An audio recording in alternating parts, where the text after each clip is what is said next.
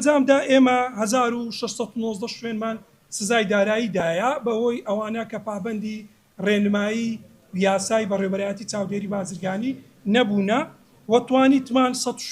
شوێن دابێخین و 28 کێسمان ڕوبەڕووی دادگا کردیتەوە. لەو 28 کێسە 11 کێس بەردەوامە لە دادبینیدا و